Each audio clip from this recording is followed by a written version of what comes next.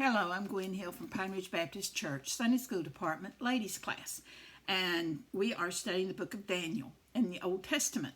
It's a wonderful book, and I encourage you. It's not an easy book. You have to really study it, okay?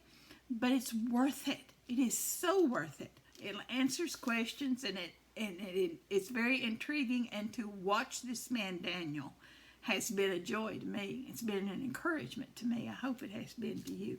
Let's start chapter 8. We are now in the portion of the book of Daniel that relates his prophecies, visions that the Lord has given him. We started in chapter 7, and now we're in chapter 8. This is the second vision that he's sharing with us. And this one happened, chapter 7 happened the first year of Belshazzar's reign. Belshazzar was the very last Babylonian king. You saw the writing on the wall the night that the Medo-Persian army took over, and they defeated. So we are now in the reign of Darius and Cyrus, and Daniel's going to share with us. Chapter 8, verses 1 through 8. In the third year of the reign of Belshazzar, the king, a vision appeared to me, Daniel, subsequent to the one which appeared to me previously. I looked in the vision, and while I was looking, I was in the citadel at Susa, which is in the province of Elam. And I looked in the vision, and I myself was beside the Eulela canal. Then I lifted my eyes and looked, and behold, a ram which had 2 horns was standing in front of the canal. Now the 2 horns were long, but one was longer than the other, with the longer one coming up last. I saw the ram butting westward, northward, and southward, and no other beast could stand before him, nor was there anyone to rescue from his power. But he did as he pleased, and he magnified himself. While I was observing, behold, a male goat was coming from the west over the surface of the whole earth without touching the ground, and the goat had a conspicuous horn between his eyes. He came up to the ram that had the 2 horns, which I had seen standing in front of the canal, and he rushed at him with his mighty wrath. I saw him come beside that ram, and he was enraged at him, and he struck the ram and shattered his 2 horns, and the ram had no strength to withstand him. So he hurled him to the ground, and he trampled on him, and there was none to rescue the ram from his power. Then the male goat magnified himself exceedingly. But as soon as he was mighty, the large horn was broken. And in its place there came up 4 conspicuous horns toward the 4 winds of heaven. Very interesting. Let's start. Let's discuss it a little more. In the third year of Belshazzar, Belshazzar only reigned for 3 years. So this is the last year that Belshazzar was reigning, the last year of the Babylonian Empire's reign. Okay, so if you will remember, go back to Nebuchadnezzar's statue. Remember, we're following that same format all the way through Daniel. In Babylon 606, that's when he took over, or he reigned. He conquered Jerusalem, and he took Daniel among many others as a hostage, a slave, if you will. And remember in chapter 2, he had the dream of the statue, and it was made up of different metals. And Daniel was able, with God's help, to interpret what the dream meant. So in that dream, the head of gold was Babylon. That was the big empire that was contained over one ruler, which was Nebuchadnezzar, who he had more power and more money than any empire to follow, because it was concentrated in one man. Okay, This head of gold in chapter 7, we saw it represented as a winged lion. And we don't see it referenced at all in chapter 8.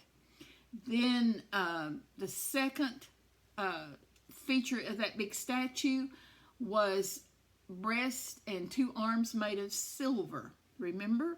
And we said those 2 arms of silver stood for the Medo-Persians. Medo-Persians, the last year of Belshazzar was 538 BC. Daniel was still alive, and Daniel was made a prominence when that was taken over.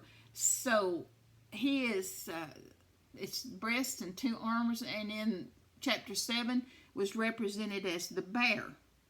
And in this chapter, it's represented as the ram. The 2 horns in this ram, we're going to find out, is the ram has 2. Oh, by the way, Medo-Persian's symbol or element was a ram. They fought under the flags of rams.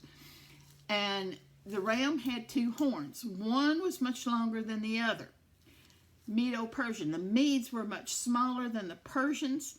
The Medes got through underneath the walls at Babylon, got through, and they're the ones that took the city. But later Persia took it. Persia had a lot more men and a lot more power. And then in chapter, go back to chapter 2, the belly and the thighs, we decided represented Greece, the Empire of Greece. So they were bellies and thighs of brass. And then in chapter 7, we see them depicted as a leopard. Greece's army moved fast. And I've been studying about this week. They were fantastic. I mean, they were really something to ponder, watching the diagrams and things and reading how their battles went. And then they had 4 wings and 4 heads in chapter 7. This chapter, chapter 8, Greece is depicted as the he-goat, the one that had the 1 horn in the center, and then the horn broke off and 4 horns came back up. Okay, so that's where we're going now in chapter 8. That's what we're studying here, to give you just a little bit of background. He's telling you, first one, in the 3rd year of the reign of Belshazzar, the king, a vision appeared to me. Who had the vision? Who's writing this? He identifies himself with the next word, Daniel. He tells you that it was subsequent to the one that appeared to him previously. So this is the second one. It was the 3rd year. The first one was in the 1st year, and this is in the 3rd. So this is 2 years later. Daniel had this dream, and this is what appeared to him. In this dream, have you ever had an opportunity, maybe you were put to sleep for a surgery or something else happened, and you said it was almost like I could see myself doing that? Well, in this vision, Daniel sees himself. It's kind of like he's standing back and watching it portray out in front of him in this vision. He's an onlooker, and he's watching himself. He said, I was looking, and I was in the citadel of Susa. Susa is the capital of, Medo-Persian, I think. At that time, it was one of their military outposts. And it was on a hill overlooking the Euphrates. And it was in the province of Elam. We are told in other scripture that Daniel went to Susa to do business for the emperor when he went, for the king when he went. So that he's seeing himself in this, if he's seeing himself in the citadel, which is the fortress at Susa, which is in the province of Elam, and he saw himself then standing beside the canal. And he lifted his eyes, and he looked, and behold, a ram, which had 2 horns, was standing in front of the canal. Now the ram stands for the Medo-Persian army, empire, and as of this time, he's still in the reign of Belshazzar. So he's having this vision before the fall of Babylon. He is not a man without knowledge. He knows war talk that's going on, the movements of these people, and he recognizes what's going on. He recognizes the danger that he's seeing.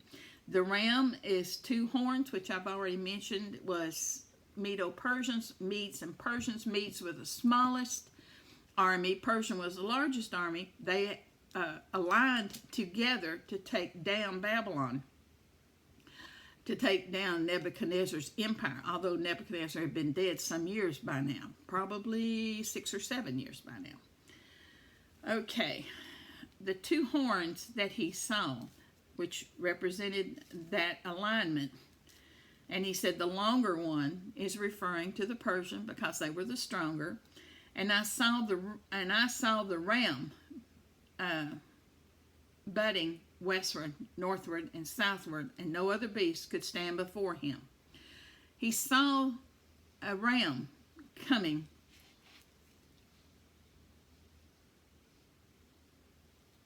from all 3 directions. Would have been coming out of the east, because that's the only one that is not in front of him. And he saw them being very victorious. The Medo-Persians. He's seen them being very victorious. And nothing seemed to be able to stop them. They took a lot of territory. The Medo-Persians were going to take a lot of... This was still future to Daniel. This had not happened yet. He saw this alliance of these 2 empires coming together and waging war and not being able to be stopped. It would have been frightening to him. One of the ways that they fought was that they would, making up numbers here, but say there was 10,000 of your guys that were going to be fighting against them, they would put 100,000 in. They overwhelmed with numbers a lot. That's one of the reasons why they were called a bear, and 7 is because they were so big and plodding along like a bear. They are like a ram here to depict that it's 2 empires that are joined together, two that's doing that. And in his vision, Daniel couldn't see anybody that could withstand them. It looked like they were totally unstoppable. No one could rescue them from his power, and he did as he pleased, and he magnified himself. The Medo-Persians were taking the world, the known world, over, and Daniel in this vision could not see an end to that. But in verse 5, while I was observing, behold, a male goat was coming from the west over the surface of the whole earth without touching the ground, and the goat had a conspicuous horn between his eyes. He came up to the ram, which had the 2 horns, which I had seen standing in front of the canal, and he rushed at him with his mighty wrath. Okay, who in the world is this? Well, what is the next empire that's listed on our notable list? If you go back to chapter 2, it would be Greece. All right, Greece in chapter 7 is a leopard.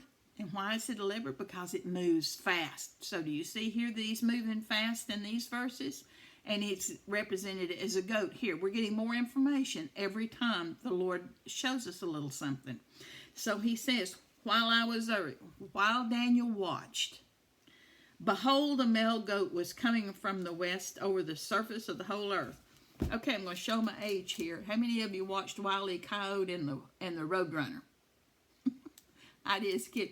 Do you remember how the Roadrunner, they would blur his legs and make it look like he was going in a circle? You never saw him touch the ground. That just showed his speed. Well, this is telling you and showing you about the speed of Alexander the Great army of Greece. And so he came from the west And he was moving so fast. When you compare him to the bear, remember I said they kind of lumbered along and overwhelmed with huge numbers? They were slow. When you move that many people, you're moving slow. But Alexander the Great was a great warrior, and he was a great war statistician. And he studied under Aristotle. But anyway, and he was taught logic, and he was taught math. He was taught a lot of different things, and he put all that learning together from a young boy into how to make his father Philip's army even stronger, better. And he was phenomenal. He is still studied at military places all around the world, his strategy for the way he fought his wars. And it was just, they moved so fast, it was like they didn't even touch the ground when you compare them to the way that the Medo-Persian army moved. It's just like nothing touched the ground. The goat had a conspicuous horn between his eyes. Horns refers to the king. This conspicuous horn was Alexander the Great. Alexander the Great. He's a very interesting man if you want to do a side study. He came up to the ram that had the two horns, which I'd seen standing in front of the canal, and he rushed at him in his mighty wrath. There was an outstanding feeling of probably had some jealousy in it and probably had some hate in it, that Alexander wanted to defeat the Medo-Persians. He worked for years to get the opportunity to fight them. For one thing, his father had been assassinated, and he blamed some of the Medo-Persian leaders' influence for that. And he came to fight him. One of the things that I found interesting was the Medo-Persians would line up one behind the other and just like in a block, and they would not rush. There were so many of them they couldn't rush, but they just trampled everything as they went forward. Alexander the Great, one of the things that he inaugurated was not side by side marching into battle. He broke them up into flanks. And his most famous battle, he broke his fighters up into 4 different flanks. And his goal was to break down the center of the opposing force and to come around the edges back in on that opposing force. It's really quite interesting. And he was mighty. The enemy did not expect him. The enemy did not expect him to do that because nobody else did. And so he came at him. He struck the ram. He struck Medo-Persia. He shattered the 2 horns, and the ram had no strength to withstand him, and he hurled them to the ground and trampled them, and there was none to rescue the ram from his power. That's verse 7, down to verse 7. The Medo-Persian ruler at this time was Darius the Third, I think. Darius the Third. He fought, and he thought he was going to win, and then when he recognized he was not, he and some of his quote trusted men left the battlefield, was trying to get away, and the trusted men that were with him, they were so afraid of Alexander and what Alexander would do if Alexander caught them, that they decided after they had run 75 miles that Alexander was going to catch them. They was afraid that Alexander would kill them too. So they killed Darius III and left him laying in the sand for Alexander to find. So Alexander was winner of the big battle. And verse 8 says, and the male goat magnified himself exceedingly, but as soon as he was mighty, the large horn was broken. Again, this is talking about Alexander the Great. He no more than conquered what he had set out to conquer till he died. He was only, I think, 32 years old. There are a lot of folks that will tell you Alexander did this, that, and the other, and what killed him, and nobody knows. One legend has it that the year prior to his death, he had a chest injury from a battle, and he got pneumonia, and he almost died, was sick unto death for quite a while. In fact, it was rumored he had died when he recovered. So maybe it was a remnant of that old wound. Maybe it was an infectious diseases, but we know he lingered in for 2 weeks with a very high fever before he died. He did not leave anyone to take over the leadership of his army. No single person. He had 2 very young sons, one by a wife and one by a concubine. But Alexander, when he died, he had 4 trusted leaders. When he would break his army up into flanks, each flank had a commander, and those 4 commanders were great friends of his. Alexander was good to the people that followed him. He was very good to them, and they followed him almost, they were very passionate in following him and following his orders. Of course, he was a pagan, and in this vision, Daniel is seeing this happen. He doesn't know Alexander's name. He doesn't call Alexander's name, but this follows history. This absolutely follows history, or history follows this, rather. When in verse 8 it says, then the male goat magnified himself exceedingly, but as soon as the mighty and the large horn was broken, and in its place there came up 4 conspicuous horns toward the 4 winds of the heavens. That was the 4 trusted captains that he gave the land that he has conquered. They broke it up into force, and each one of them took a piece of the property that he had. I'm looking in my notes now to see if I can find their names, because I have them written down, if I can find them for you.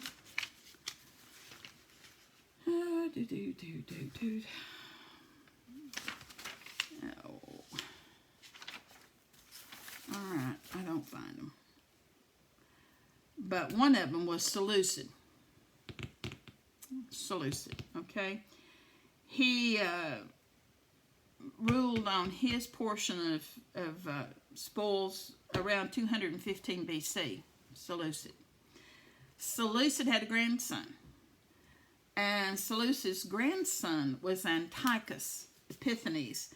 You have heard us in different classes so far already discuss Antiochus Epiphanes.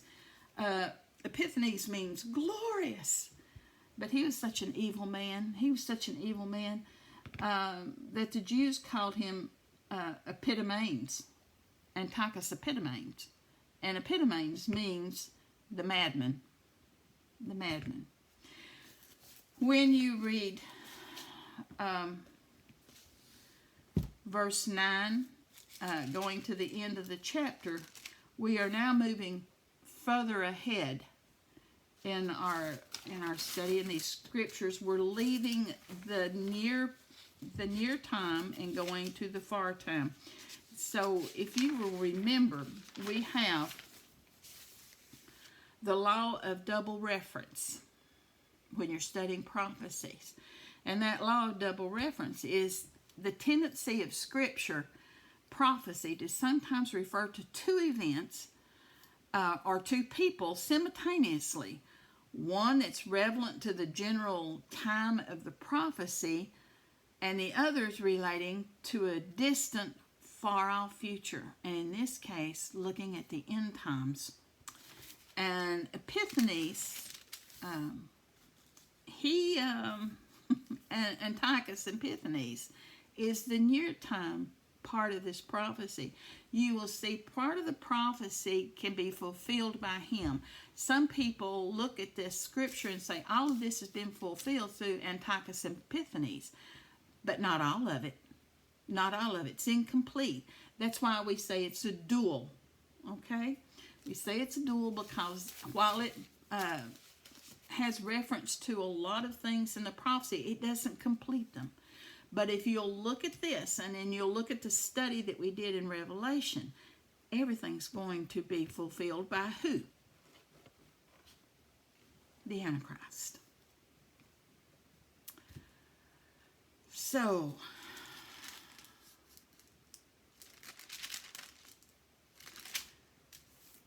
the scripture that we're going to study next, that takes us all the way through the rest of the chapter, is about end times.